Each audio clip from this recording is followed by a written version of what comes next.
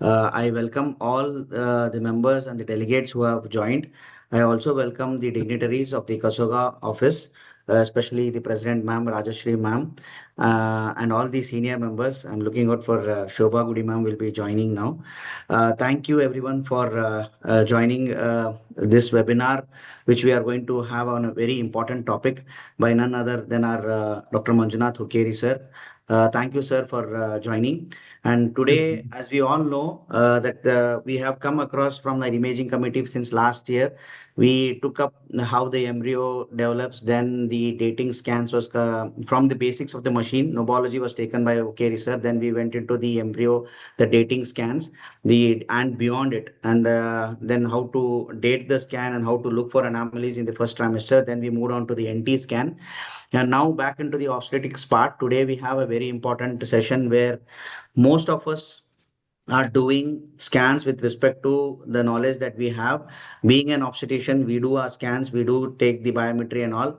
But this scan is not just an anomaly scan. It's not going to be a routine scan now. It plays a very vital role in understanding this. TIFFA scan plays a very vital role in understanding the diagnosis, the counseling, and the improving the fetal outcomes.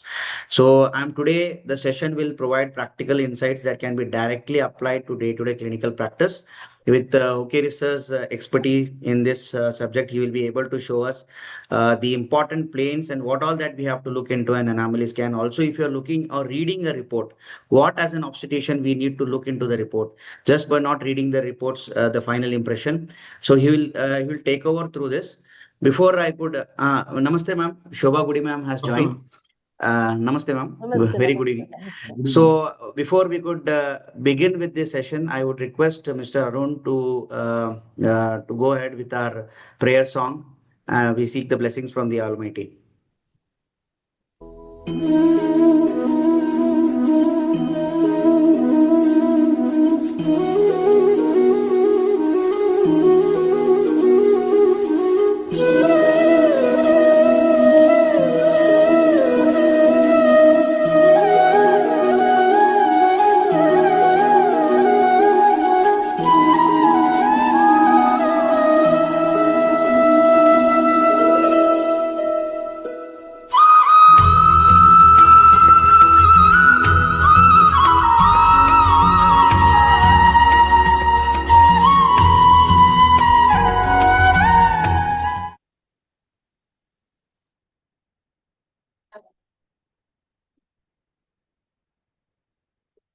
Dr. Raju, you're muted, I think.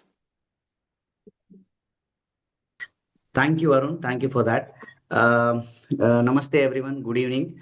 So, I respectfully and wholeheartedly welcome all the Kasoga office bearers, the President, ma'am, the Secretary, madam, and all the senior members and dignitaries and all the colleagues who have logged in for joining us today.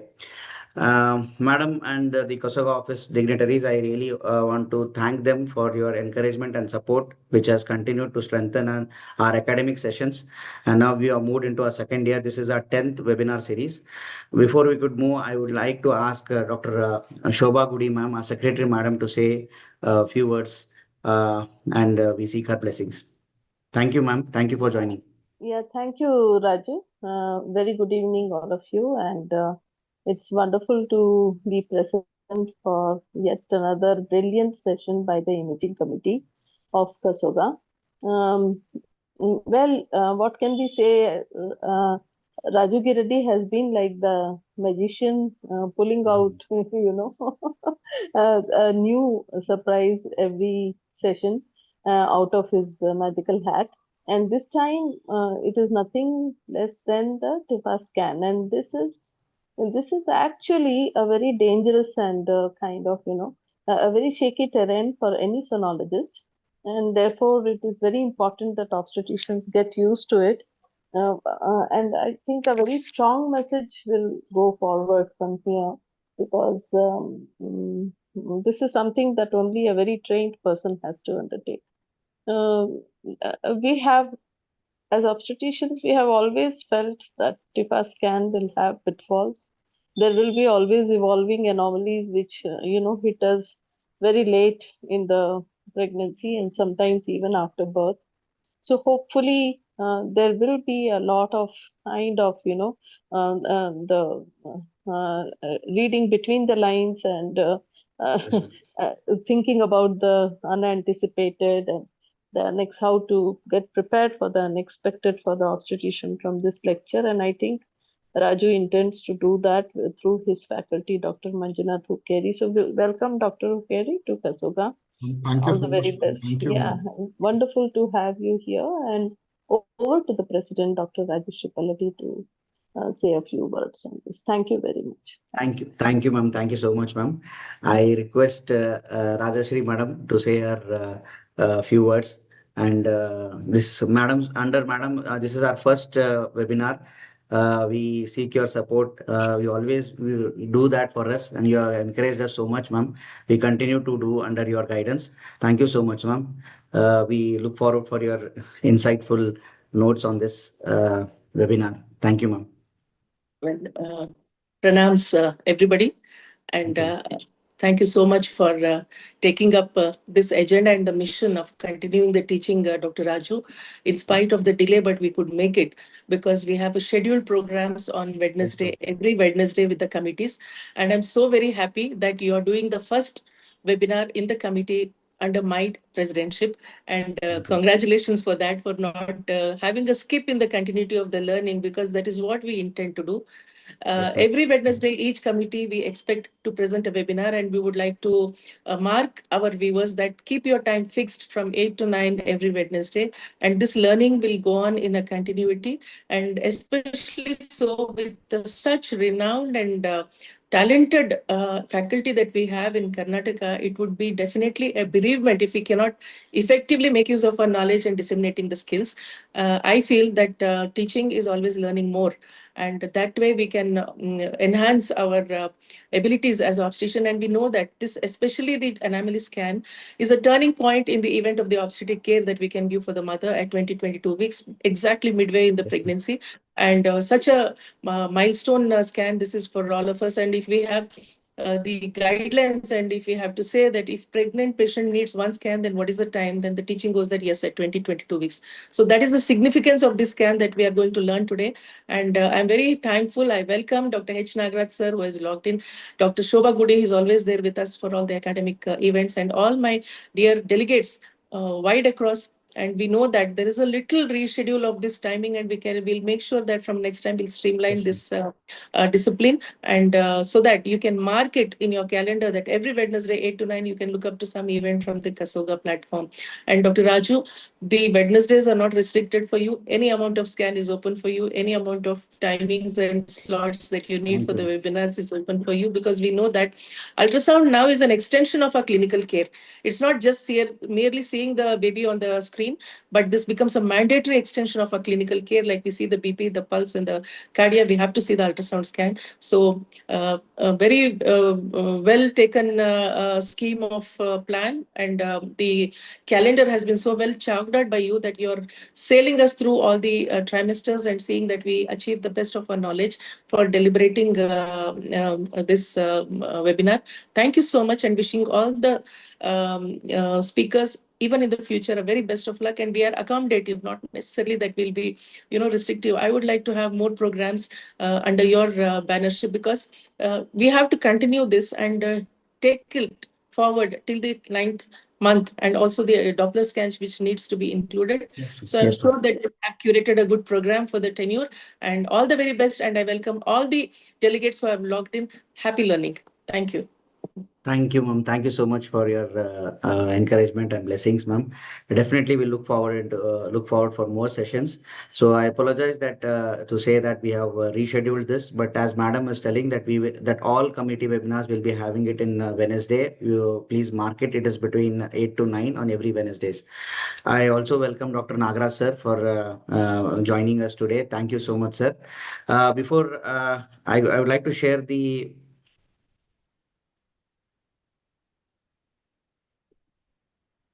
uh, So it's my privilege today to introduce our speaker, Dr. Manjunath Ukeri, a good friend of mine and a very senior. Because if I have taken OBG, is all because of him, of his encouragement. He was my roommate.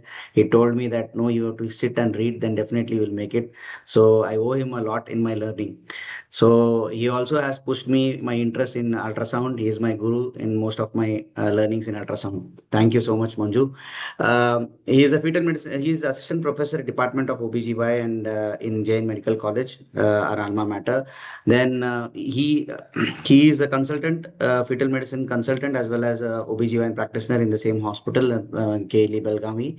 He has done his MS from Government Medical College, Goa. He has won many prizes for his credit, including the biannually conducted CUSP and international webinar, international conference at Chennai, and he's also won second prize in quiz, that is an international conference in fetal cardiology in Bangalore.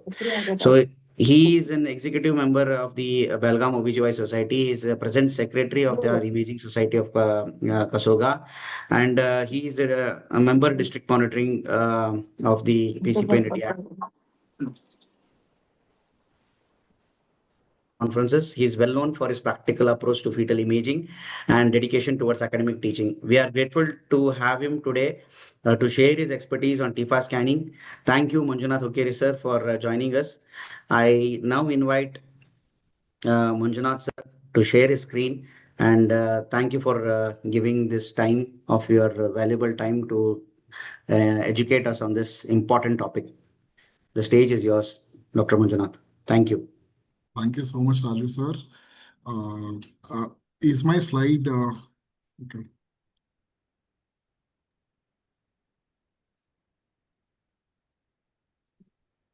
Go to the single screen. Slide show, sir. Yes, sir. Yeah, done. Yes.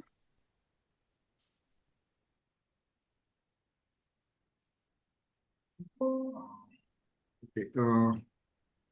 Very good evening to one and all. I'm audible? Yes, yes, very much. Very good Thank evening, you. one and all. First of all, I'd like to take this opportunity to thank the President ma'am, Secretary ma'am, the Imaging Committee President, Dr. Raju Reddy sir, for giving me this opportunity to talk on this platform. Has hello.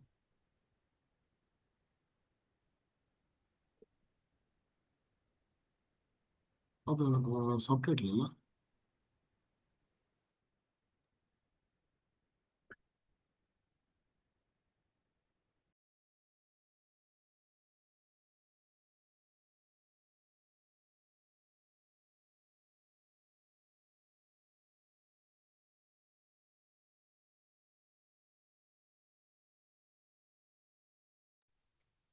Sorry for the interruption. Yeah. Fine. I'd also take this platform to thank the President ma'am for encouraging the youngsters like us for giving us a more chance and to spread the knowledge across. So the topic when Raju sir told me to talk on a TIFFA scan, as we know, he gave me the redefining TIFFA scan practical pearls for obstetricians. So it is one of the most important components of the modern obstetric care because over the years, the prenatal ultrasound has evolved right from simple dating scan or NT scan and the detailed anatomical scan. Now, there is a inverted pyramid. Like at the NT, you are able to do a good anomaly scan and pick up as much as possible anomalies.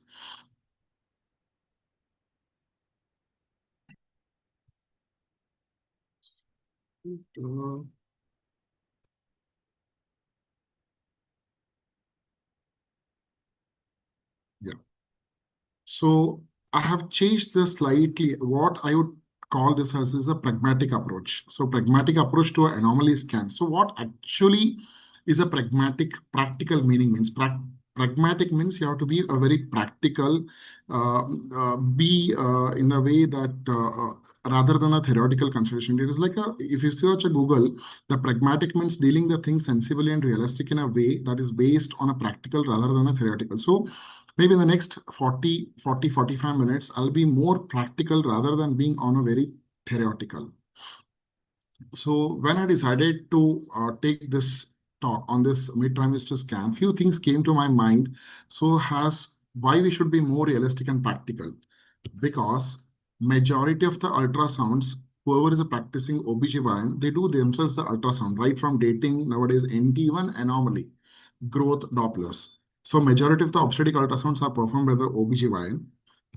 Secondly, it is known that it is one of the important armamentarium of a OBGYN, where it plays a major role in having a clinical decision, in making the clinical management of the pregnancy. And we all know that it is remarkably operator dependent, because so we have to have a certain guidelines for the minimum standard of care, because this is one of the major cause for lawsuits against the doctors in India.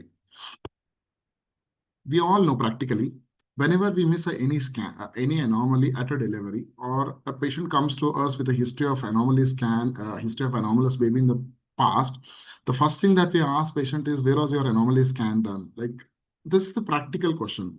So anomaly scan is to be very important. So I will just give quickly an example here, a case where Mrs. ABC had filed a case against the opposite parties, OP1 and OP2, they are the radiologist, where the brief of the case was that they had missed an anomaly, gross anomaly. And if you see here, the report says that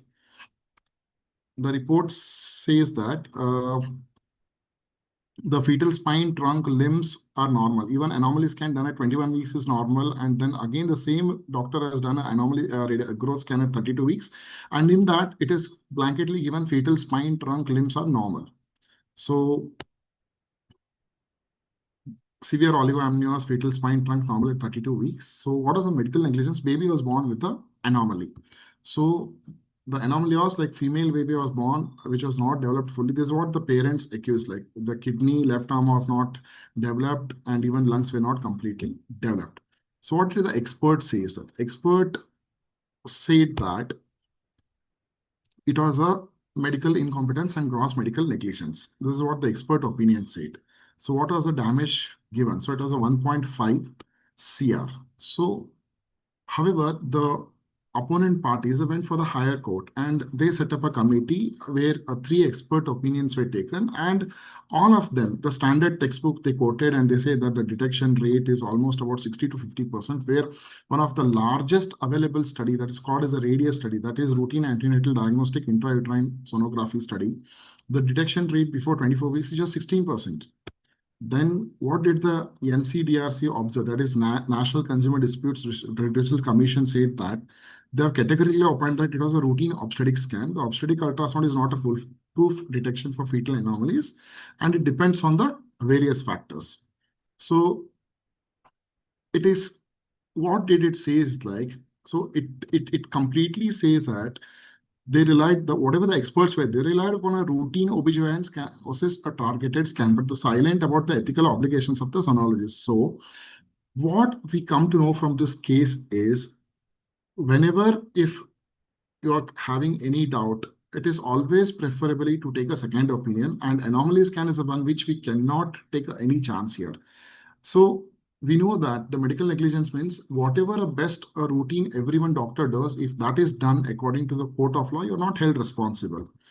Suppose taking images, if you're not taken an image of a hand and baby comes out to be with an absent hand, then it's a gross negligence. Anophthalmia, no eyeballs, but you have taken an image to show that you had seen the orbits with the lens, and we know that microphthalmia and ophthalmia can evolve over a period of time. So this is what the thing is. So ultimately, the court gave a compensation of 1.5 CR. So can we minimize these mishaps? Yes. That is, so we have to have a systematic method of ultrasound where one has to do it meticulously. So one is read the requisition carefully, what it says, whether it says a growth scan, evolving anomaly, or a TIFFA scan, or a fetal echo, or a NT scan, early analysis. So read the requisition carefully. Have an appropriate gestational. Ideal way, has already the president ma'am has said, the best time is to do is 18 to 22 weeks. So don't do it at the very early gestational and give like oogenesis of wormies or etc. Secondly, scope and limitations of the anomaly scan. One should be very clear that what are the limitations of the anomaly scan that we have. So it is to be clearly conveyed to the parents that everything cannot be detected at the anomaly scan. Certain anomalies evolve and certain anomalies they may not be able to pick up antenatally. So one has to do a systematic examination, use a checklist, follow the guidelines, document what you have seen. This is very important. Now you saw in our case, 32 weeks they have written spine normal, limbs normal. So what happens here is you do a scan, you ask your typist to generate a report. They just generate it. But in the hurry, when you're doing 50, 60 scans, you just tend to sign the report. What you have thought is only in that case was oligohydramnios. But in between the lines, the radiologist or sonologist might have failed to read what is written because in hurry he might have signed. So that should not happen. And referral mechanism, that is, yes, if you have got any doubts, refer it to a second opinion so that at least that should be done appropriately and properly. Involve other team members when required, like a genetist, a pediatric cardiologist, a pediatric surgeon, etc. So now, what guidelines to follow? There are so many guidelines like SFM, ISWAG, AIUM, Government of India, then RCOG, etc. What we recommend or what are the best thing is to follow these two recommendations. That is, one is the ISWAG and second is by the Society of the Fetal Medicines. So whoever is doing an anomaly scan, it's my sincere request to go through these two articles where they have given a checklist, what is to be seen, that is, what is the minimum bare requirement, what is to be seen across as per the standard guidelines. So what is the ideal time for the anomaly scan? So as per the Government of India, if a single scan is to be performed in the pregnancy, because many of our rural patients, because of financial constraints, they may not be able to come for a dating scan, again, dating scan, for a viability scan, NT scan, early anomaly anomaly. It's impossible for them. So certain people, so at least if you're given a chance, the best gestational age is to do between the 18 to 22 weeks, which I prefer is around 21 to 22 weeks, because before 20 weeks, certain intracranial structures, especially the cavum septum pellucidum, I do get so many references saying at 17 weeks, 18 weeks, CSP is not visualized appropriately because it is not that time where you will see the CSP. So CSP is seen only after 20 weeks when the diameter of the BPD is more than 44 millimeters. So the best time is around 18 to 20 weeks. So if you do too early, anatomy may not be fully visualized. If you do it late, you've got a reduced options and technically there could be difficult. If you do, because if the baby has grown big, it would have curled up, it would have sit in a universal flexion, which you may not be able to do it properly. So I request all the world listening to this. So these two articles are beautiful articles. One is the pictorial guide for the second trimester ultrasound has by the ASM, and second one is the rule of three by the Professor Suresh sir and Indrani Suresh sir, where the Mediscan is following it for the decades with a very negligible missing rate of the anomalies. So this, my entire next 20-30 minutes is by this, based on these two articles. They are freely available on the website. Right? So this article, what is this? Rule of three, where that is 7 plus 3 is 10 means you are going to see the 7 things, 3 planes, 3 structures, 10 is a measurement. I'll come to that later. So it says it helps us in ensuring that no major structural anomalies are missed. It has got a simple checklist approach where each organ is seen in several planes, several structures. It helps in standardizing in training and performance. It helps in a systematic audit when anomalies are missed. We can always go back and see why it was missed. Now, one of the charms of the ultrasound is it's a pictorial. I know that in an abdomen circumference plane, I have to see the spine, stomach, and the C-curve portal vein. Now, if I see the C-curve portal vein in an opposite direction, or if I'm not able to see the stomach, something is wrong. Then I know that there's something wrong with this fetus. So it's all is a pictorial, is a memorial. So one has to have a thorough knowledge of auditing of the images. So one can have a maximum yield from the ultrasound examination in least possible time, because everyone is scared of anomaly scan, because one is it's a time consuming, baby may not be in position. So this checklist, what they have given, will help us to go through in a proper way, which will help us for example, if I'm doing a anomaly scan and I've seen a heart, now I've come to abdomen and I've seen abdomen. At the end of the 10-15 minutes, my brain is not in a working like after doing around 10-15 anomaly scans, whether I've taken an abdomen, whether I've taken a heart again. So if they have a good checklist, that will finish your work faster, minimizing your time.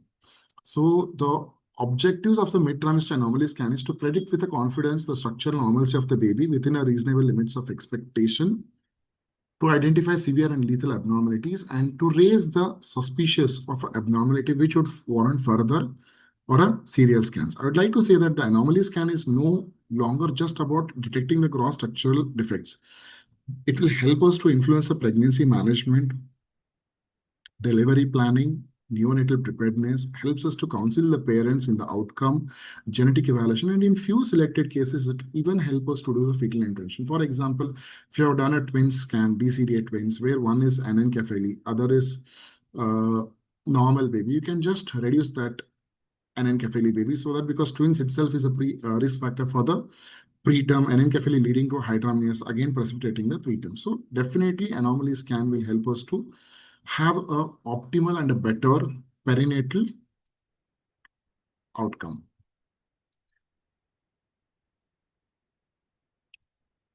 So how do we achieve these things? So to achieve these things, one should have a high level of expertise. This high level of expertise can be only achieved when we do a systematic examination. Secondly, we do a continuous audit of what I have done, whether I'm doing it right or wrong, whether I've taken a AC plane correctly or wrong, whether I've taken this flow chamber is correct. So we have to audit our images. That's the way how the things goes, learning goes. And finally is with a continuous training. So coming to the concept of this rule of three, where we will be seeing the 7 components. In each we'll be seeing for the 3 things, and 10 is a number. So first thing, the 7 is that the history, the survey, the biometry, the targeted imaging, fetal activity, environment, and the reporting. So coming to the history, like anything, right from when we join the MBBS, right from history taking, how importance it is given, the same holds good even for the anomaly scan. It's not only that patient has been referred to me for anomaly scan and I just start taking a probe, doing a scan. It should not happen. Always we should take a history while doing one can practice like while doing a scan only, they can just quickly have a conversation with the patient. That will also have an addition of like building a rapport. So very important, because history taking will help us to know whether it's a high risk or a low risk pregnancy. Secondly, it will help us to calculate the gestational age, whether LMP is to be used, or you can ask your receptionist or a typist to see whether the patient has have a date corrections. So we can decide whether we need to extend our examination beyond the rule of 3. Example, if any family history of previously, like any congenital abnormalities involving the eyes, ears, or any genitourinary abnormalities, you can always have an extended examination for this. So survey is like, I always correlate this thing with a new house. So suppose if I take a new house for a rent and I go for the first time, I'll always like to see like where is a hall, where is a kitchen, where is a puja hall. So I'll have a general survey of the house.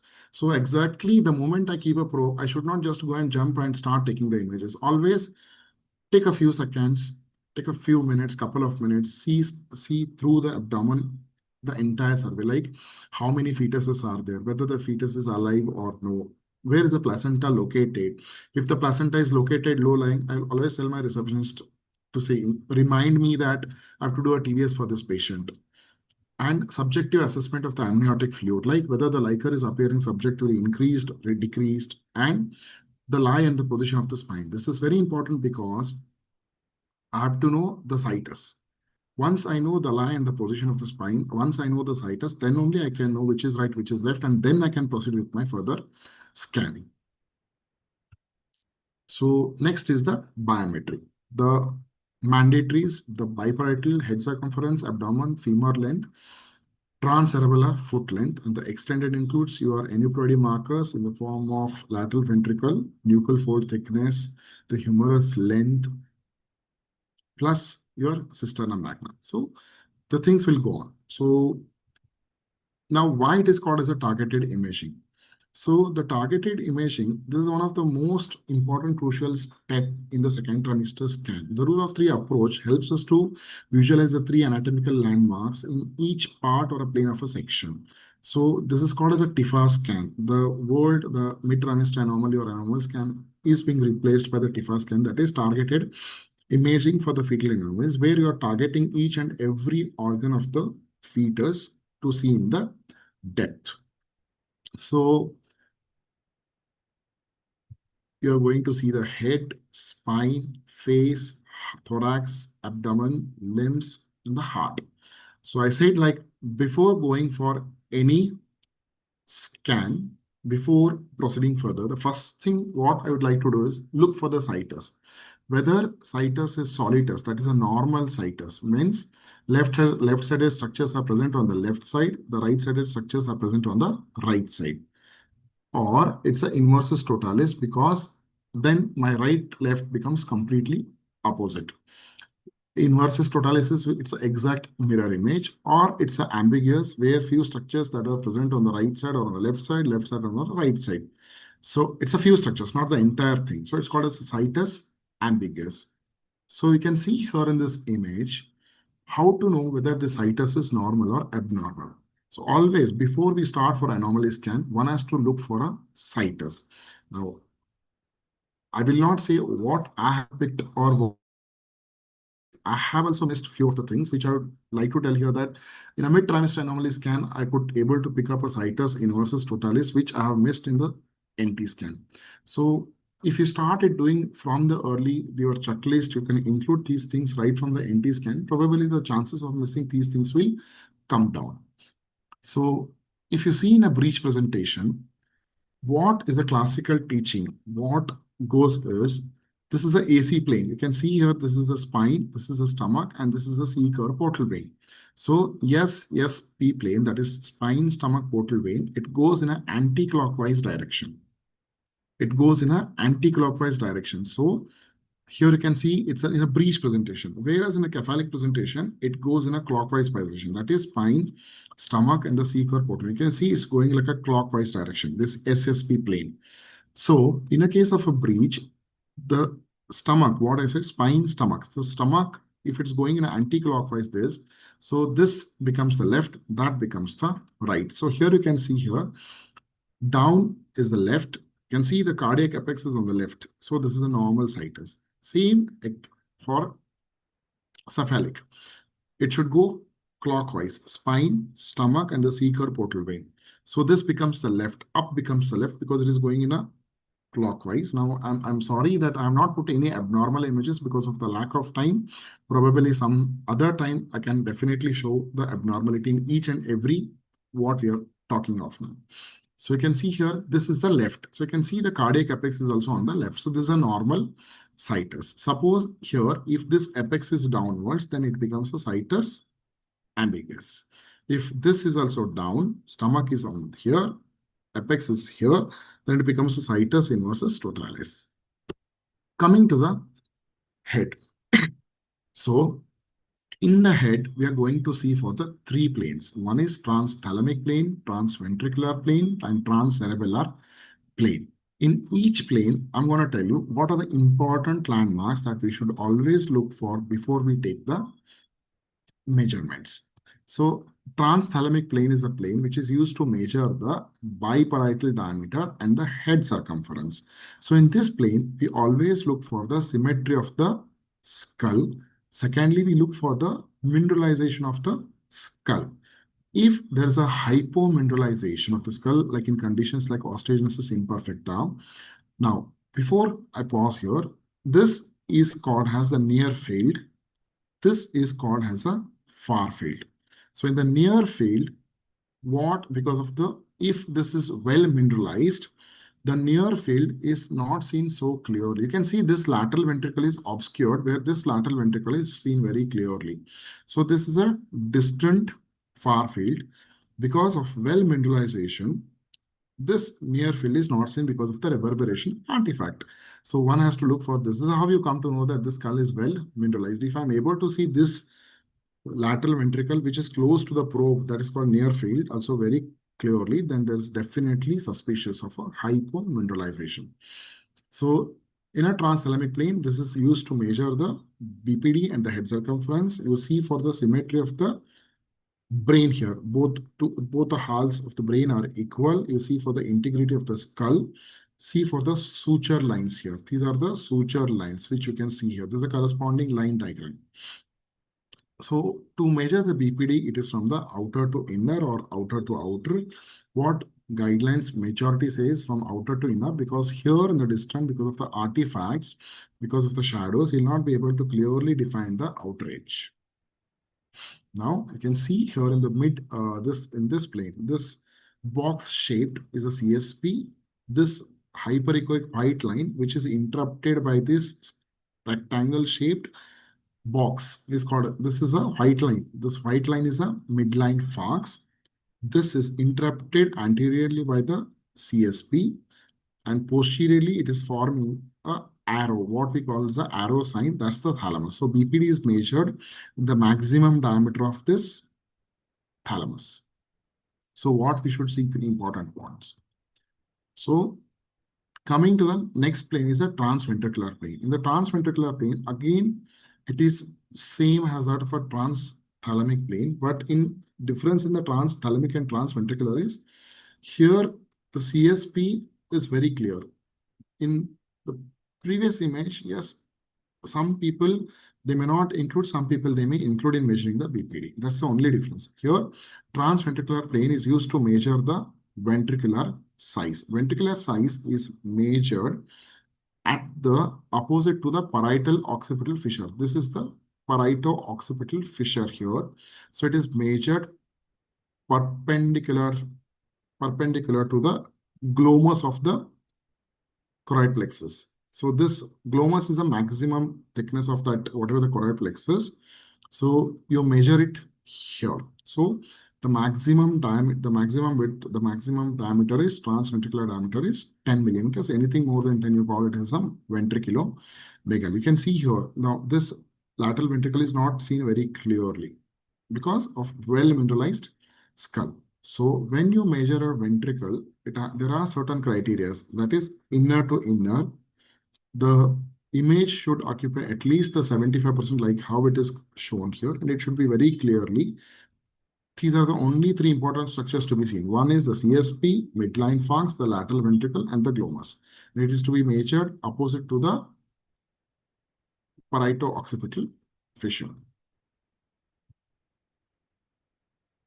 Coming to the third part, that is the transcerebellar plane. So the third is the transcerebellar plane, which again you will see a CSP, midline falx, and the cerebellum here. So cerebellum is like a dumbbell shaped, where you have got a two cerebellar hemispheres, which is interrupted by the echogenic vermis. You can see here, this is also the vermis, the two cerebellar hemispheres. It's a dumbbell shaped and interrupted by the hyperechogenic vermis. So in this transcerebellar, it is measured from outer to outer diameter. It corresponds in millimeters up to 20 weeks to 22 weeks in millimeters, plus or minus 2 millimeters. So this is the first thing we see in the transcerebellar diameter in the transcerebellar plane.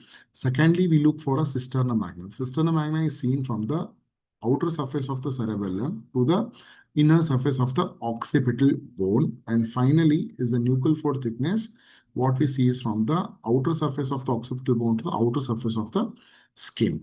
Now, one has to be very cautious. If you see this image and this image is parallel.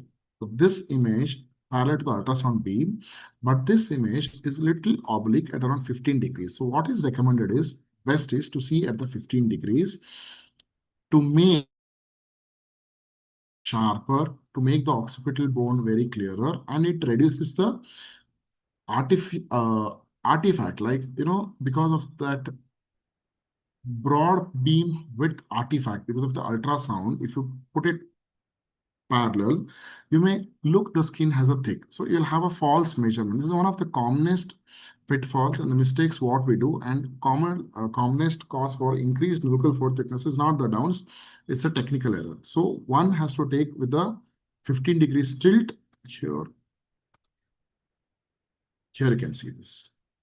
With a 15 degrees tilt where you can clearly see the occipital bone, the skin very clearly. So otherwise, if you make it straight, the skin will become thick and you will measure it extra and you'll have a increased NFT. So the NFT can be measured up to 22 weeks. Anything more than 6 millimeters is increased nuchal fold thickness. Coming to the spine. So spine is one of the constituents of the fetal skeletal system, where the spine is to be seen in three views. One is the sagittal view, the axial view, and this is the axial view, and this is a coronal view. So spine has to be seen in three planes. One is the sagittal plane, the second is the axial plane, and the third is the coronal plane. This plane is not a mandatory, but at least one has to make sure that the spine is completely seen in the sagittal, and a sweep from top, that is cervical spine till sacral spine, axial sweep is taken. Now, one has to look for a mild cervical widening. What are the three things that we should see? Is the mild cervical and the thoracic widening. Secondly, the thoracic and the lumbar vertebra are parallel. And thirdly, you look for the sacral tapering. And lastly, the most important thing is the echogenic skin has to be intact. Otherwise, we may miss a closed spina bifida or a lipoma or a sacropoccygeal teratoma, etc. So in the sagittal section of the spine, this spine is called as a tram track appearance. You are able to see the three lines, 1, 2, and the 3. The first line is the skin.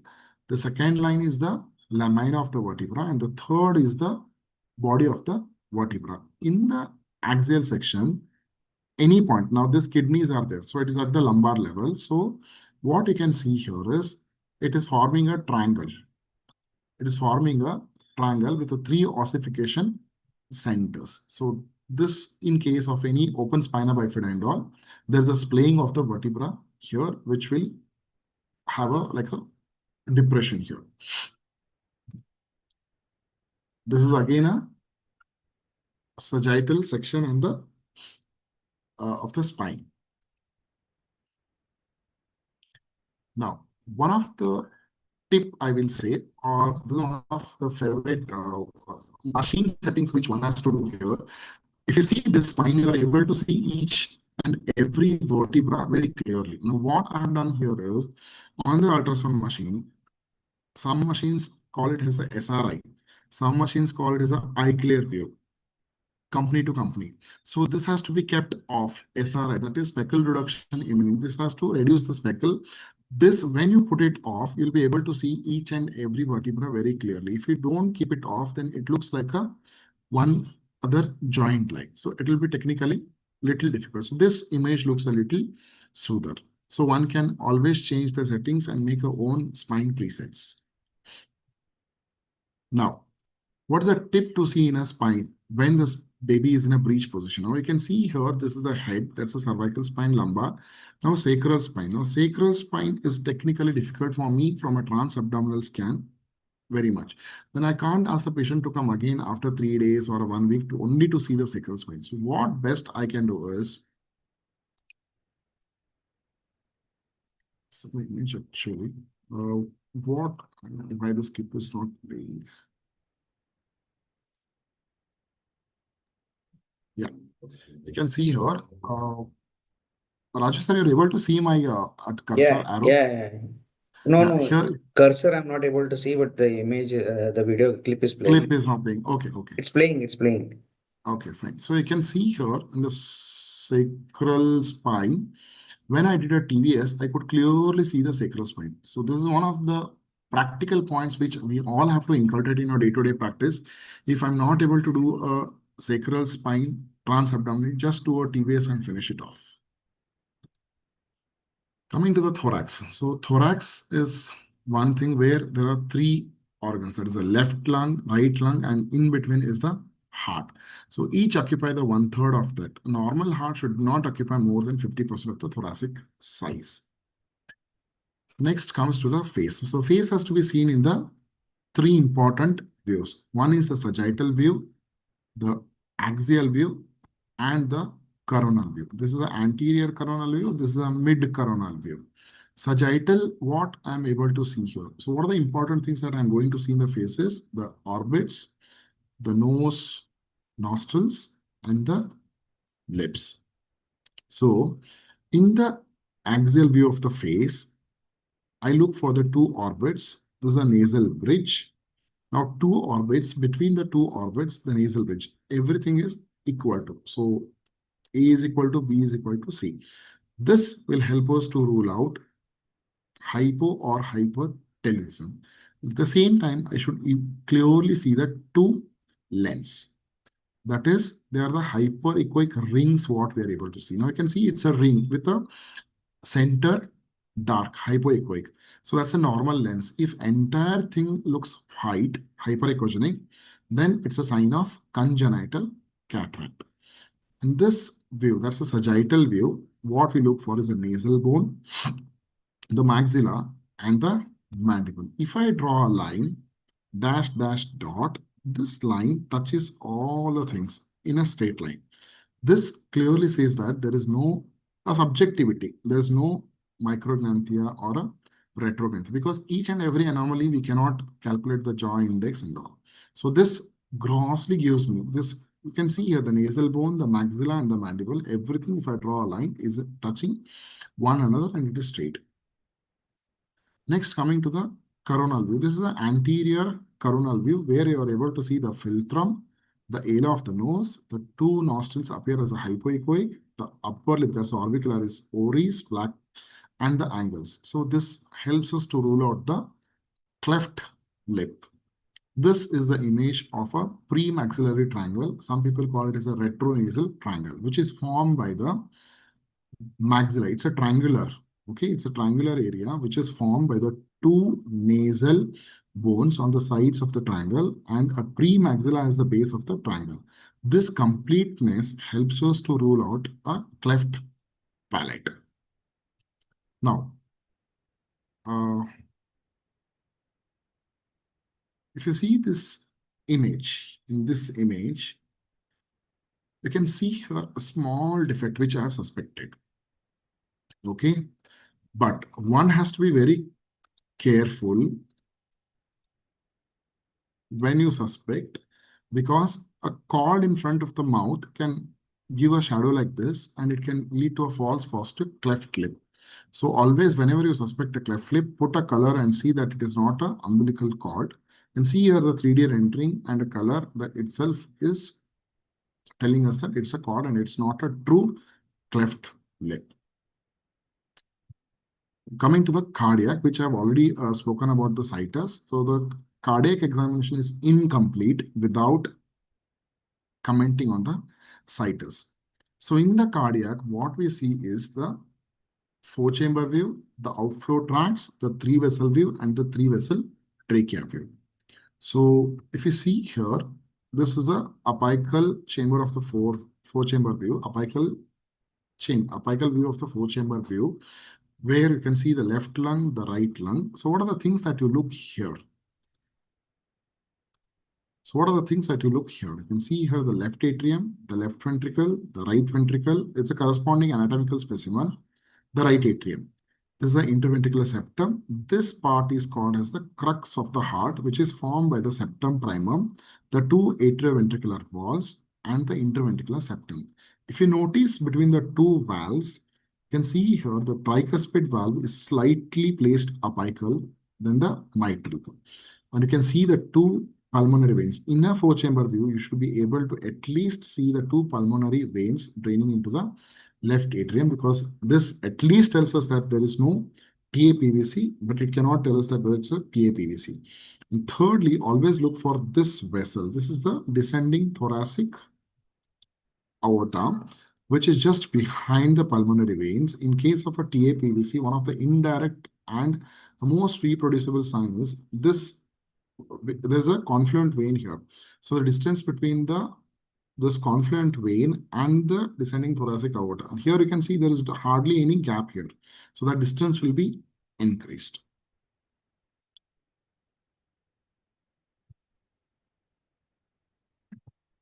You can see the four-chamber view. You can see in live, the tricuspid wall is slightly placed lower, the two ventricles. There's a nice movement of both the valves. And one more thing, this aorta is to the left of the spine. So that is your left aortic arch. If it comes, if I draw a straight line here in the center of the spine, this descending thoracic aorta should be to the left of the spine. That tells us that it is a left aortic arch, which is a normal arch. Just a video clips showing how the four-chamber view is. Again, left atrium, the left ventricle, right atrium. Here you can see the foramen oval. That's the septum prima. Coming to the outflow tract. So we have got two outflow tracts. That is LVOT, that is the left ventricular outflow tract, and a right ventricular outflow tract. The left ventricular outflow tract is what comes as the aorta coming from the left ventricle. Here is the same again. From the apical four-chamber, you just open the LVOT. You'll get the, just open the left ventricle, you'll get the LVOT. This is a white dot, what you're seeing is the aortic valve. You should see for the long neck vessel, this is the ascending aorta. Coming to the RVOT, that's the right ventricular outflow tract. How to identify the RVOT, LVOT? LVOT is a arching, RVOT is a bifurcating vessel. You see the pulmonary artery bifurcating into the left pulmonary artery, right pulmonary artery, whereas the ductus arteriosus comes down and it joins the aorta here, forming an arch.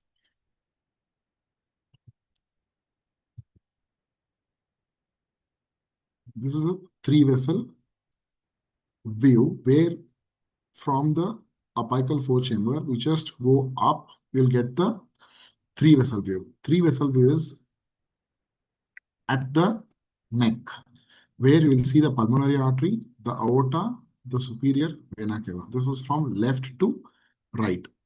This is from left to right, the pulmonary artery, the aorta, and the superior vena cava. If you see in the size, it is in the descending order. The pulmonary artery is bigger than the aorta, aorta is bigger than the superior vena cava.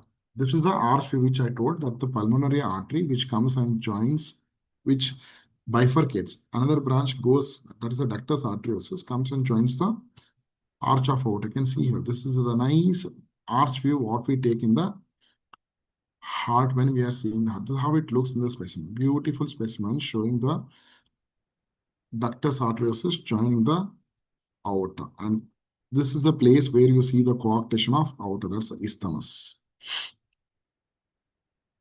Coming to the abdomen. In abdomen, what we see is the abdomen circumference. Now, measurement of this plane is very crucial. If it is not taken appropriately, even at 2 mm, 3 mm, especially towards the growth in the third trimester, it can lead to FGR or it can lead to a macrosomic baby. So taking a very right plane of abdomen circumference is very important. So what are the landmarks that we see is the spine, the stomach, and the C-curve portal vein. If you see the C-curve portal vein, this is going in an opposite direction to the stomach. Here you can see, this is the stomach, here is a portal vein which is going opposite direction of the stomach. If it is turning towards the same side, we call it as a persistent right umbilical vein. So what are the landmarks that we look for the abdominal circumference? Is the spine, stomach, C-curve portal vein, and you can see here the rice grain appearance. You can see here this. So this is a rice grain appearance. That is also one of the important landmarks when you take a AC plane. That is called as an adrenal gland. So in abdomen, what we look is the anterior coronal. So we cut the abdomen into anterior coronal and the posterior coronal. So anteriorly, what we get is on the left side is the stomach. In the middle, anteriorly is the small bowel. Down near the pelvis is the bladder. So bladder and the stomach, because it contains the fluid, it looks the black or a anechoic cystic structures. In the posterior coronal view, we look for the echogenic kidneys, like slightly echogenic kidneys. placed on either side of the spine along where, and it is to be confirmed with the presence of the two renal arteries. Now, one more important thing is whenever we measure the renal pelvis, one has to take a precaution is that the spine should always be placing at a 12 o'clock position. It cannot be taken at a 3 o'clock, 9 o'clock, or 6 o'clock, because if you take at 3 o'clock and 9 o'clock, the rib shadow will come and will not be able to measure it properly.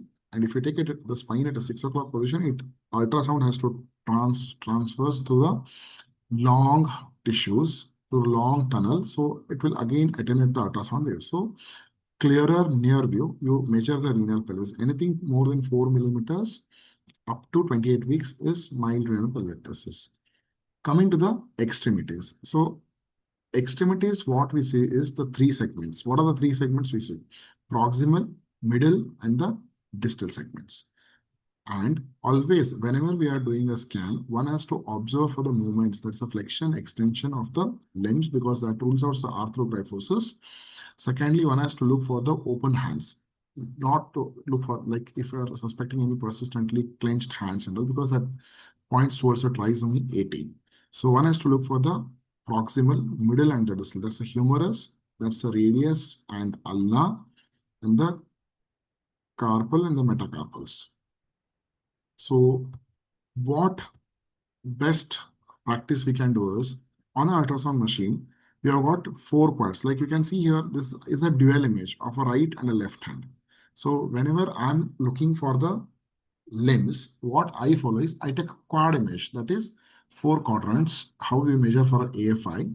So in the first image, I'll see the left humerus. In the second, I'll see the right humerus. In the third, I'll see the left radius ulna. In the fourth, I'll see the right radius and ulna. So by this, I can ensure that I have seen all the 3 segments of the upper limbs.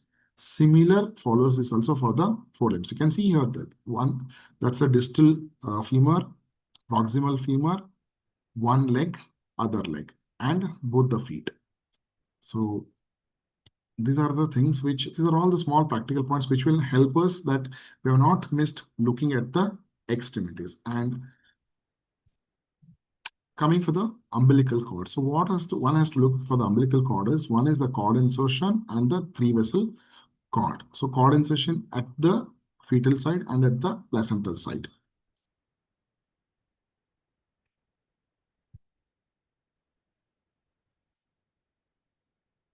So this is how, so where to look for. So the 3-vessel cord is looked at the level of the bladder.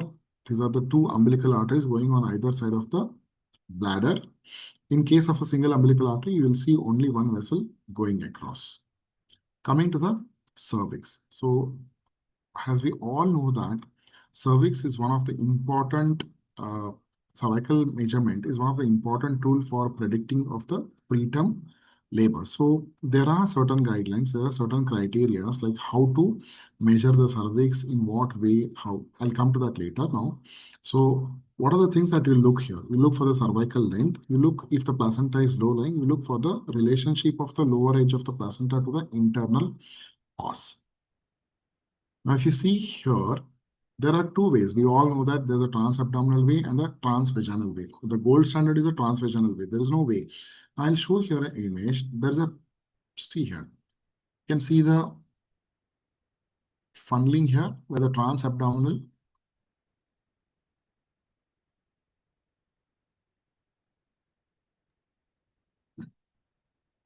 This looks like a funneling, right? But in fact, this is not a funneling. That's the myometrial contraction. So a transabdominal ultrasound is not a reliable or not a preferred method for doing a cervical length, because one is the greater distance between the probe and the cervix. Secondly, a full bladder will elongate a short cervix or open cervix, giving you a false satisfaction that the cervix is normal. And especially in a high body mass index obese patients, there's an attenuation. So acoustic attenuation is there, which makes it difficult. So the best thing is do a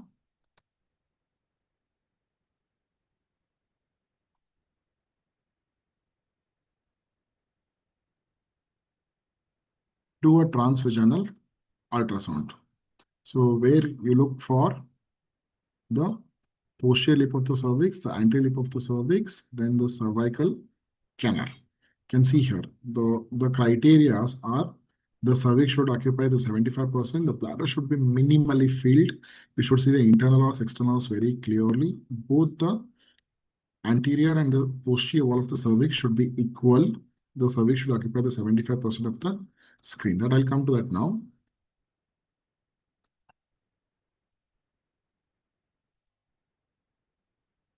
So this is how you measure a cervical length. One should always remember whether you measure a curved or a straight cervix. A short cervix will never be a curved cervix. So in fact, if you see a curved cervix, that relatively tells you that probably this is not a short cervix. Here, how it looks, you can see here. This is a classical image of a herniation. That's an internal cervical insufficiency. We will not call it as an incompetence. The word incompetence is being now replaced by the word called as cervical insufficiency. So you can see here a white hyperechogenic membrane here. Now, the first transabdominal image, what I showed, if you see here, in that image, it was just a contraction, which is creating an artificial funnel. But here, this is a true funneling. Now, why I'll say it's a true funneling and how will you differentiate it from a myometrial contraction is, in true funneling, you will see even the herniation of the membranes here. It's a hyperechogenic white line.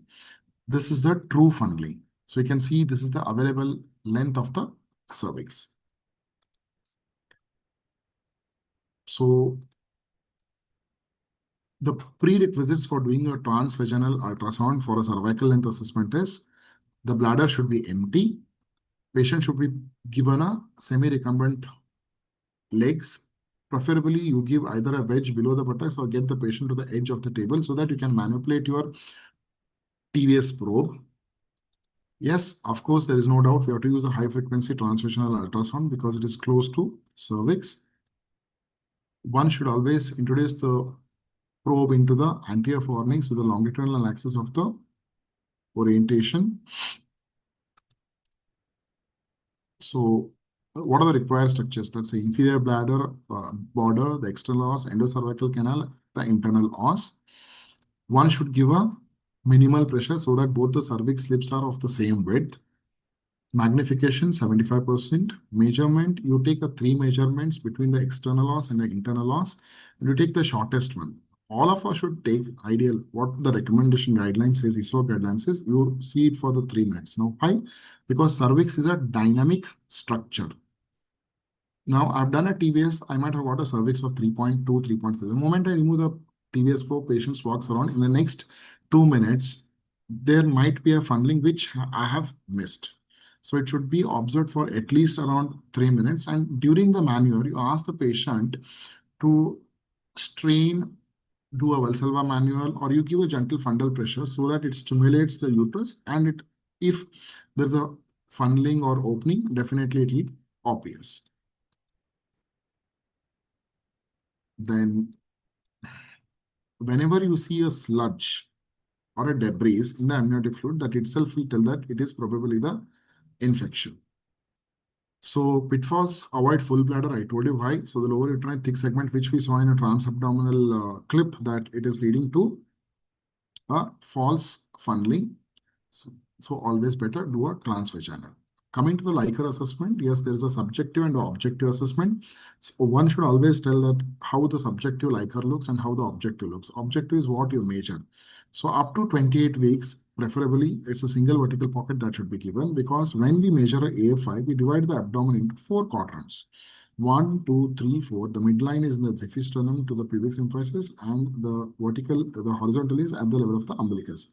Now, we know that the fundus will go above the 24 weeks, only that the fundus, the upper border of the fundus is only beyond the 28 weeks.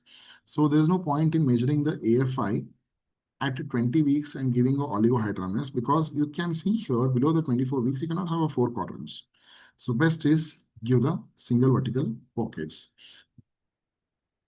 Placenta, yes, look for the substance of the placenta, how it looks, whether there is any evidence of subchorionic hemorrhage, subchorionic fibrin deposition. Look for the retroplacental space. look for the upper and the lower edge. So whenever you take a placenta, take it in a dual so that you see for the upper edge and the lower edge. You have taken a complete way.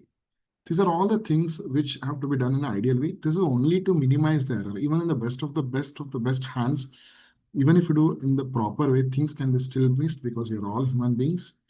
We tend to do the errors and no one does it intentionally. So one has to always look for the lower edge of the placenta in relationship to the internal os, retroplacental areas, then the assessment substance, how it is.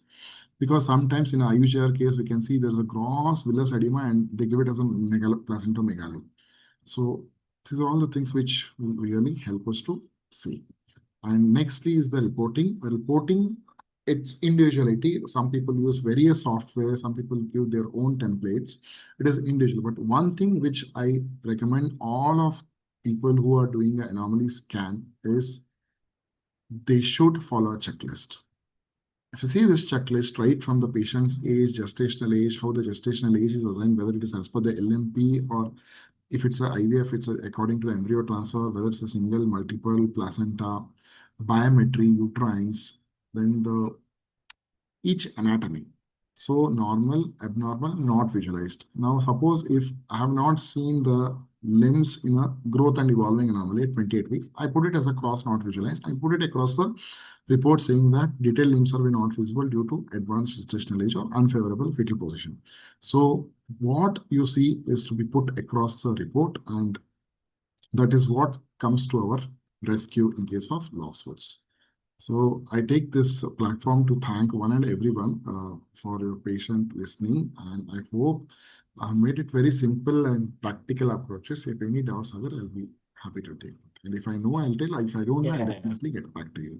Thank you so much. Thank you, Dr. Manjunath, for a very wonderful and a very insightful session. It was so lucid, and especially for the busy practitioners, you went it very, you've gone through this very slowly, and how practically it can be reproducible.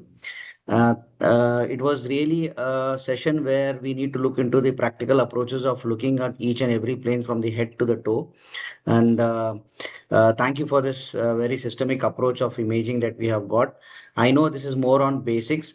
The two important things I would like to highlight what you have told was the optimization of the image that we need to have, and having a checklist. Raju, Yes. stop sharing the screen. So I'll stop. Yeah. And one more point was adding the checklist. So I will open the platform for the questions so that members can ask the questions for the based on this topic, so that they will be able to understand more, and also the practical approaches, what practical problems they face while looking into it. So I have some basics questions if I can open up, Manjunath. In your basic experience, that with your expertise, we know that you will be able to get all the planes immediately. But what is the most common abnormality that if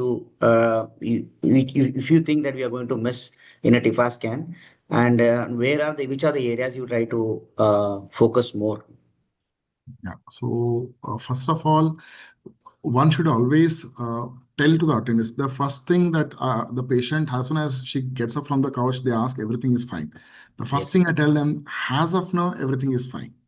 As of now. That's the one thing which will, so certain abnormalities like pelvic tests, GI abnormalities, certain small VSTs, ASTs, they may not be able to pick up on now, maybe in a later. So I'll prefer to re-see you on 30 to 32 weeks for a growth scan and an evolving anomaly.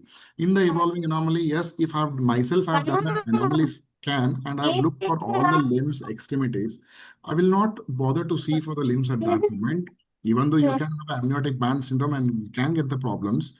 But if I have done, I'll make sure that if I have done, I will not give much importance on that, but I'll put it in the report saying that I'm not visualized it due to advanced gestational age, and I'm justified.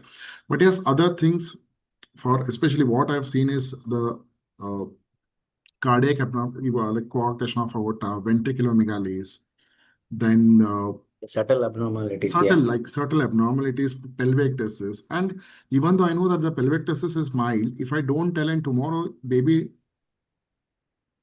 when it gets born, so the pediatrician says or something it was told, then the first thing that they'll ask is they will come to me and ask why it was not told. So Yes. I think whatever we say, it is our duty to tell to the patients in a way they understand, not to scare them.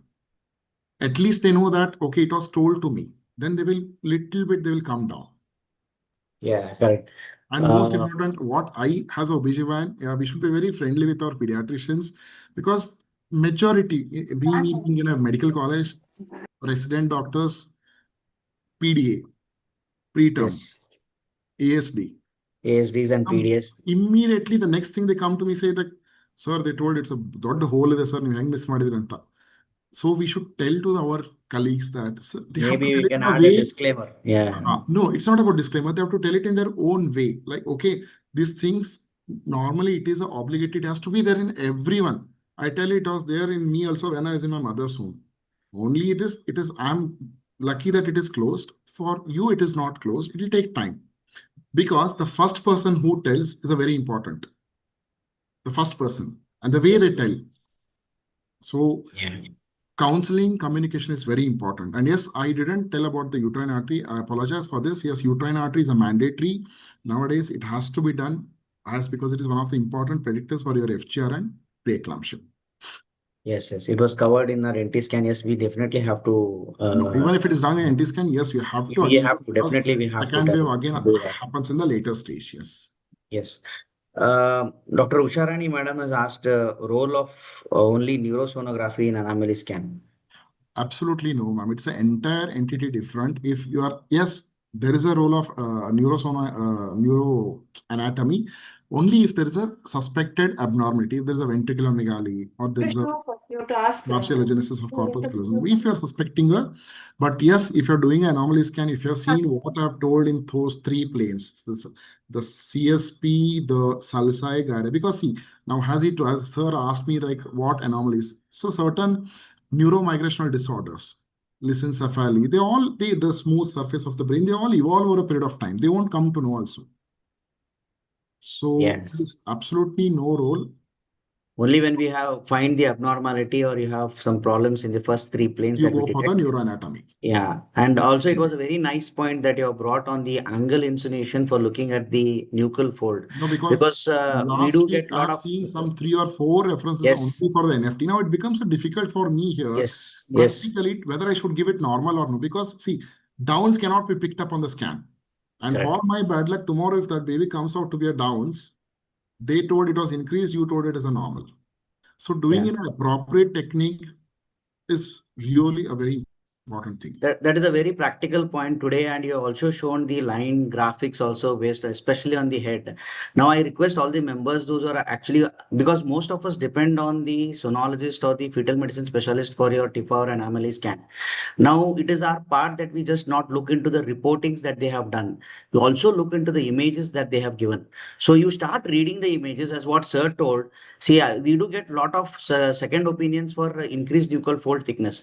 And if you look the image, how it was, no, how it was whether it was optimized, whether it was taken in the right proper plane, then definitely okay, this was not right. Then you can ask for another opinion and no, not to make the patient feel anxious. Don't worry, we can definitely they would have overlooked it or we'll check it and redo it.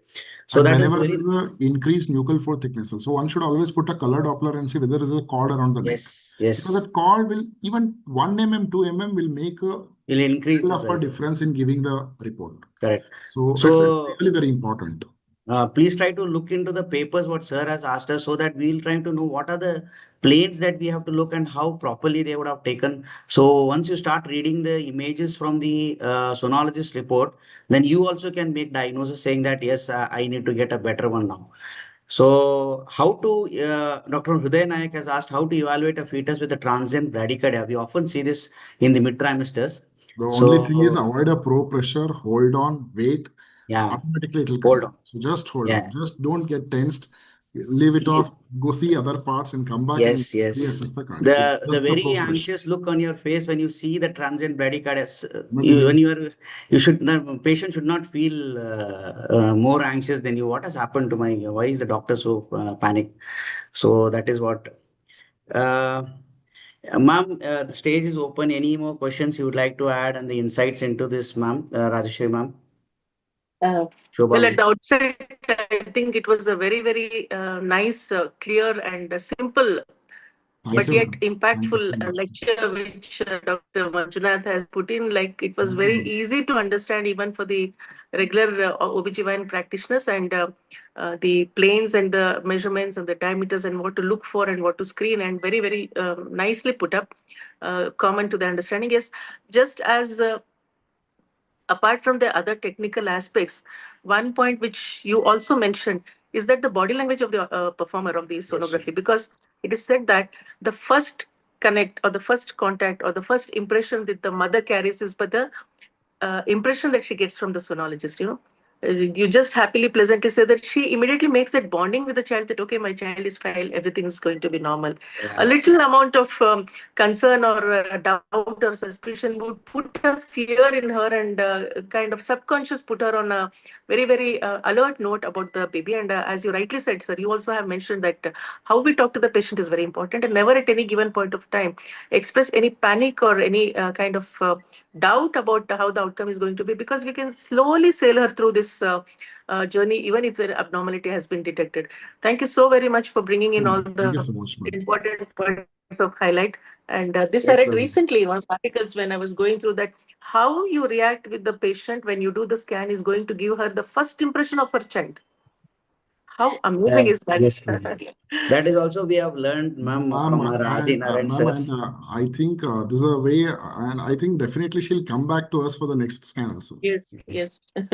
One practical approach I could share with what Adinarayan sir tells everybody. Once you put the probe within few seconds, maybe 3 or 4 seconds, you make the mother hear to the heartbeat of the child. They get connected very easily. Yes, So I really feel that to be a good one. I keep doing that. yes. And there are some questions, more questions. Difference between amniotic band and sheet. I know this is a more on pathological issue, but you can highlight on that. Okay. Amniotic band is thin, which is attached to the body parts. Amniotic sheet is not attached. It is attached to the uterine wall from the placenta. So maybe some other time, if I get, I can definitely give a talk on the placenta called this one. So I can definitely, I'll show it the clip. So how do we differentiate an amniotic sheet and a band? Band is a thin, which will be freely floating. It will be encircling the baby part. It should be attached to the baby parts. Where has an amniotic sheet or a uterine synec? It is a thick one, which is from one uterine wall to another uterine wall. Another uterine wall. Yeah. Sir has asked why USG persons report cord around the neck. Well, sir. Okay, so this is a really a little tricky question. It depends on which obstetrician you are dealing. If you don't give and tomorrow anything happens, that obstetrician will call, your radiologist has not given, your sonologist has not given. No, even three cord around the neck, people have delivered. You create an anxiety in the patient Yes. and the obstetrician, and many people don't take risk for the vaginal delivery. So you want to indulge into this practice? So probably a safe practice, sir. No, I am not talking about safe practice. A cord around the neck is one question I asked. When some of the soft markers are not important, why sonologists report them? So it, now it, Soft markers, choroid plexus cyst. no, sir. Please let me say that, and the cardiac, the echogenic part. Ecogenic cardiac. See, these are all they are to be ignored. What is said in the current context? Am I right? If I am wrong, please correct me. Sir, No. if everything looks okay and if they're isolated, then only one soft marker is there. Maybe we can ignore, not in the sense ignore as what the practical guidelines say, sir, but we No, cannot Dr. put Raju more Gireddy, stress. isolated. If you have got echogenic bowel, if your nasal hypoplastic bone, nasal bone is hypoplastic, then there are other markers you can still report. Sir, Isolated choroid plexus cyst is there, or echogenic, people report them, and this sir, adds to the tension of the patient. choroid plexus is no They, more a soft marker, sir. There are only 7 soft markers. Choroid plexus is no more a soft, any but protein people, marker but plus. people report it, why they should report, and it will increase the anxiety of the patient. If it is, you say, big cyst is there, you want to report, is fine, there is, but you should also mention that it is not isolated, it is not to be considered. Somewhere there has to be a note.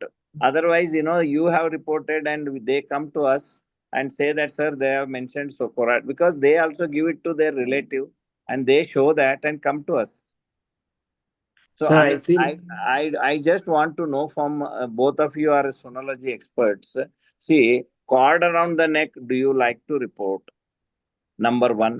Second is about the single isolated markers. Are you, I mean, choroid plexus or echogenic, cardiac, echogenic, whatever you say those? Sir, we have to take all together. We have to see whether patient has done a prior any first trimester screening. I have to see the age of the patient.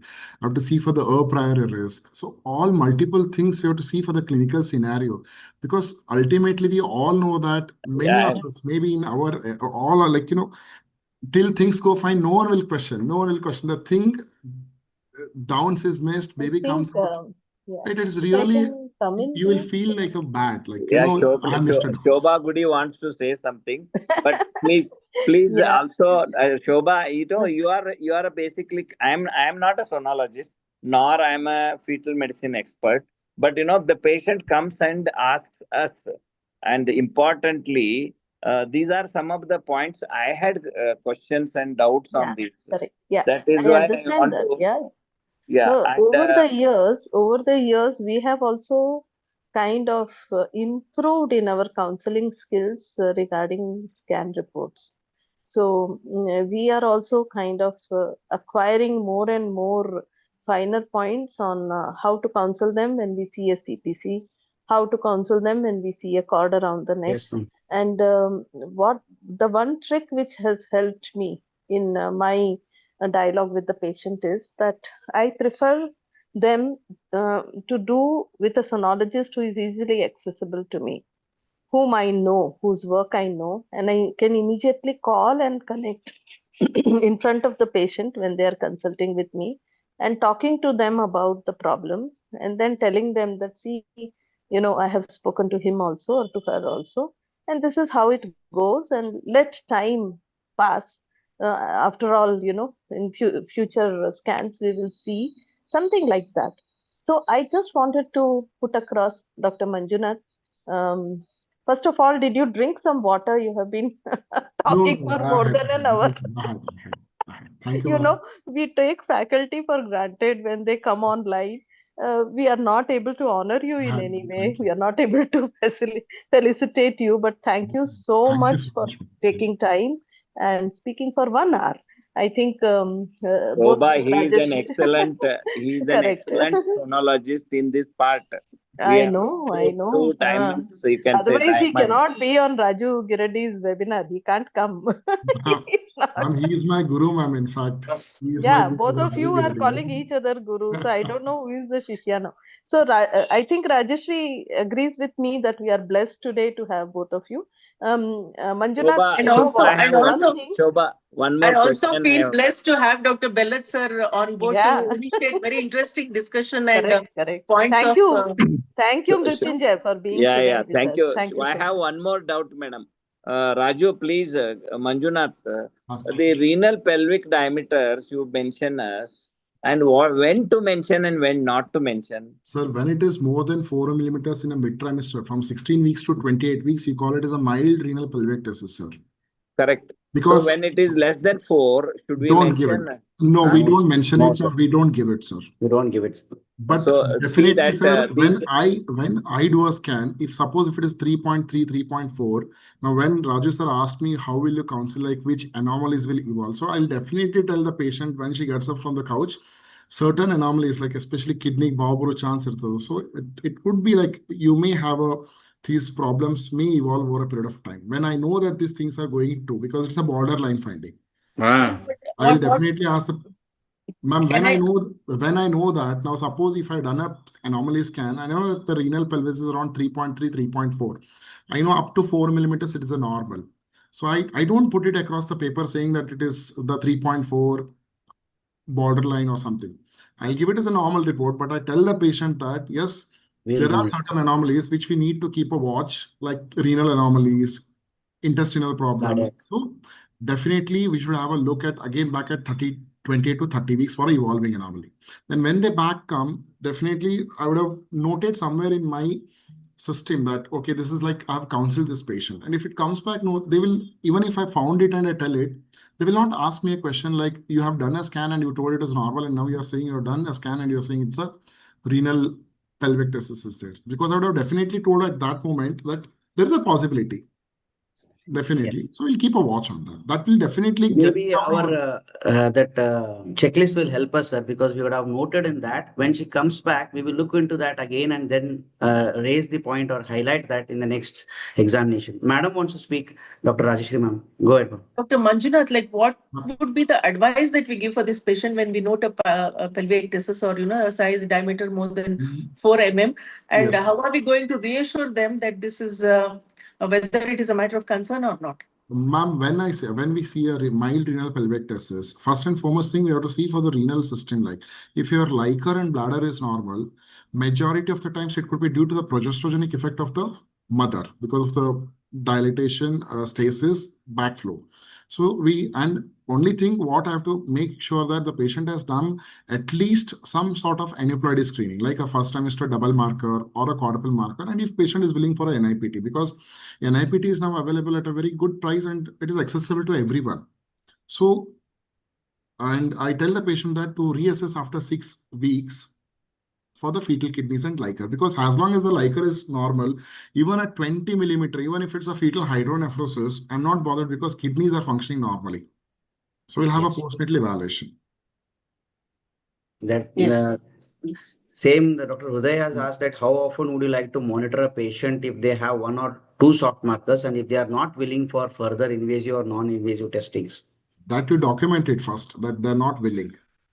Yes. Then depending upon what soft marker, suppose if it's a EIF, we know that it's a isolated, it doesn't carry any significance. Unossified nasal bone, yes, it will remain unossified. Only thing is you have to look for your renal pelvic tesis. As I said, depends on what degree. If it's a mild, moderate, severe, which class it is falling, whether it's a urinary tract dilatation A1, A2, 3. So this is all we have to take care if it's a aberrant right subclavian artery. So these are all the things which we need not monitor. We have to just make sure that there is no aneuploidy, give them an offer. Because we have seen many patients coming back saying that you never told me that there's an option for a NIPT amniocentesis. We think that Yes. it will affect financially the patient. But the patient comes back saying that you never told us, we'd have thrown the money like that. Yeah. So the thing is, it is our duty to tell It is in a way they understand in a simple way. No, I think women and families are far more intelligent and insightful than we give them credit for. And they are also understanding technology in health very well. And, because they see technology everywhere now. So Yes, ma'am. they do understand and they accept also. And not reporting is not an option. That's why I'm using two negatives here. Not reporting is not an option. I think you have to report Definitely. everything you Yes, see ma'am. because I think it does become questionable in the court of law in the Yes, ma'am. case of an we have to go through the difficult journey of uncertainty of further testing and not being able to test and documenting that they are not able to test, etc., till the baby is born. And it's a retrospective thing that the baby is normal. Always we say that for labor also and for the baby also. So two things that I have kind of started understanding here about anomaly scan. Raju, about 10 years back, there were hardly any medical legal people Yes, talking, ma'am. and Dr. Gopinath Shinoy used to be the hot favorite for us. All the time he used to give the lectures on medical legal, and he used to say one message to obstetricians: never do anomaly scans. Send it to your enemies. He used to jokingly say, because it has so many pitfalls. Why do you want to get involved? Because you are already taking the burden of your labor, etc. Obstetrics itself is such a huge thing. So we understood that anomaly scan is not a joke and it requires a lot more training and understanding. And you have proved that that is right today. So thank you for that. Yes. The one thing all of you specified about body language and communication. So now I think I have been training my postgraduates also in the same way. The moment we look at the anomaly scan, we can tell them, they ask, isn't it? They ask, isn't everything is fine? Because in spite of the sonologist having told, they expect us to tell them that everything is okay. So we look at the report, we look at the images, and then we say that yes, this has picked up with 60% certainty that everything is okay. So I'm sticking Yes. to that percentage, 60% now also.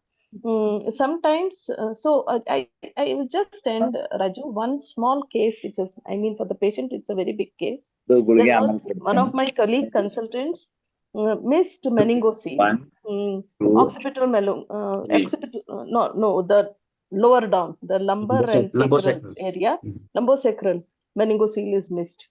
And it is a northeastern family couple. And the consultant, poor thing, she was really in trouble because she had to do a cesarean also. That was a blessing actually for meconium stained, etc. Please mute. Still Please pale. mute. You are Please not mute. improved on that. Please Chikkodi mute. Arun, ಇಲ್ಲೇ ಬಂದಿರಿ. sir, namaste, Yeah. sir. Sir, He's my big boss that time. sir. Hello? Arun, can you help us Hello? in muting? Hello? Sir, Hello. So Hello? I'll just Madam, complete, Raju. please Hello? complete, ma'am. Hello, Please complete. Yeah. Raju. Yeah. Raju? Sir, Hello? sir, yes, sir. I want to congratulate, and I just wanted to leave for some reason. Sir, thank you, sir. Different presentations, and once again, you are doing a wonderful job. And both of you, I see, madam, they mutually connect to each other and share their videos and report if they have doubts. That's an excellent mechanism I have seen between them. Thank you, both of you. And you. very Thank you, proud sir. to say that both are my undergraduate students, madam. Yeah. That is why they are so good. No doubt. Not Sir. that, madam. There are many. Sir, No, I'm serious. I'm serious. I'm not joking. thank you, sir. Okay. Thank you, sir. Madam, please Thank you, continue. Dalat, Thank for joining. Thanks a lot. Yeah. So, Raju, what has happened to this family is that they came back and sat across the consultant and they gave her a lot of trouble, and they said, this is something very difficult for us because the child had to go through a surgery. And what they said was only this: they understood that it was not detected in the anomaly scan.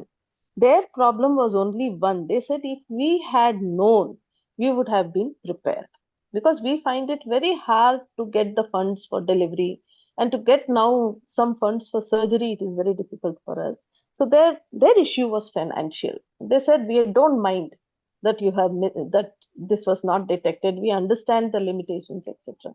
So then what we have done is we have introduced the concept for delayed anomaly scan as well. That is a hospital policy which has come up. I don't know whether it is practical or useful or correct. I do not know, but that is what has come up as of now. Is 24 to 26 weeks there will be a delayed anomaly scan. 24 weeks, because the MTP law also says 24 weeks. So I just wanted to share that and ask your opinion also, and I rest my case also. I mean, I have spoken enough. Yes, I just opine on that, whether that Yeah. helps to pick up Thank, better. Yeah. thank you, ma'am. I would ask Manjunath for his expertise here. He's Ma'am, more. Ma'am, what I'd like to say is like 24, 26 weeks rather than you can push it to 30 weeks. Because if you'll be able to see for the more anomalies, you'll be able to pick up like imperforate anus. Sometimes a small closed spina bifida may be missed. Small closed spina bifida. And mild ventriculomegaly, small VSTs. Oh, Abdominal cyst, pelvic test. So if you have done an anomaly scan at 20, 22 weeks and again doing it at 26 weeks, probably becomes like a little close correct. by.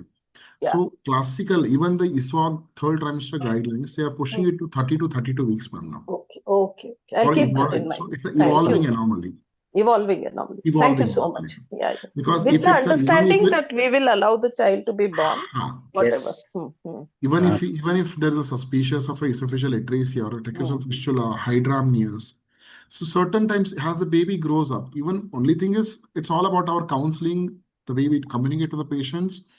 purely depends on that. So best is around 28 to 30 weeks would be the 30. best, rather than No, I, doing it I around 26 weeks. Pushing it a bit more, ma'am, that would be better yeah. always, because we Andre, can this is count. something faced by obstetricians. Correct, ma'am, They correct. normally As missed. So I especially wanted to bring the it in for discussion. That's yeah, the lower lumbosacral areas are sometimes very difficult, ma'am. If the spine is actually very closely approaching towards the uterine wall, and that times we may miss the lower meningoceles, like which are very subtle also, as what sir told.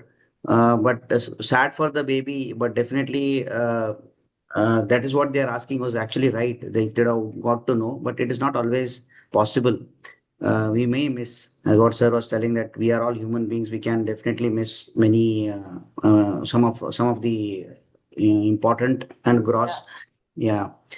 And as what sir told, ma'am, I would still agree that even if it is a subtle marker, better to tell them, as what you also have emphasized, because tell them and give them the right approach and the yeah, I feel get into the not telling is confidence. not an answer, Yeah, yes, because ma'am, there definitely. were times when good machines were not there. Today people are doing on very good machines and it's all seen. So then, how can you not tell what you have seen, right? Yeah, In we the have to. last, I just wanted to share, like in the last 10 days, I've got 3 Downs positive and 1 Jacob syndrome, ma'am. And only soft markers. Or soft markers means like EIF. One is EIF with hypoplastic nasal bone. One is unossified nasal bone with choroid plexus cyst, ARSA, pelvic cyst. And I sure shot we know that it will come as a Downs positive. And one is with increased NT 38 years. So with the nuchal fold thickness now increased in 16 weeks. So this is what, like, and only one hypoplastic nasal bone. Today only I got a report saying that it is around 40% cells are showing XYY Jacob syndrome. So we don't know which patient how. So it's only, I feel personally like it's our duty to inform them, document it, so that even the things, because NIPT which I have done for, I had a couple, ma'am, 6 months back only. I think this is a right way platform to express that case. I had a 40-year-old couple conceived after 20 years of married life. They came with a double marker positive of 1 in 20. And when we counseled them and we explained about the NIPT versus amniocentesis and pros and cons, they got scared of that 0.5 to 1% chance of that amniocentesis. When we say like an abortion, I tell the patient that I've done so far so and so procedures. Till now, none of them have, but till every patient I tell the same, because I don't know who is that one. So they accept, they got scared of that and they got an NIPT done. So that was, I take a consent for that I voluntarily opt for NIPT, counseling done. Then after 3 months, I get a call from a pediatrician saying that he sends me the reports of my babies are Downs. Now they never came back and asked me why it was, because they knew that it was counseled to them. So Yeah, it's very it's always important. better to tell them the Counseling is options very available. important, I think, personally. Yes, yes. Shiva Prasad sir has told that he also feels important to inform the patients about CNS defects which can appear during third trimester and that they may not be easily diagnosed in term scan. Yes, sir. Yeah, exactly. Usharani ma'am has again asked, what about double marker being normal but bilateral renal ectasia of 6 mm? Bladder is normal, kidney is normal. Should you mention in the report? Yes, we should mention, and They just do a have to. follow-up scan. Yes, ma'am. Then that's it. Thank you. Thank you all for logging in on behalf of Kasoga and the Imaging Science Committee and the Fetal Medicine Committee. I sincerely thank our speaker, Dr. Manjunath Ukeri, for such an excellent session that he has given on the Thank insights you, also. Raju. Thank you so much, Thanks a sir. lot. Thank you, ma'am. Thanks. Thank you, Shobha, ma'am. Thank you so much.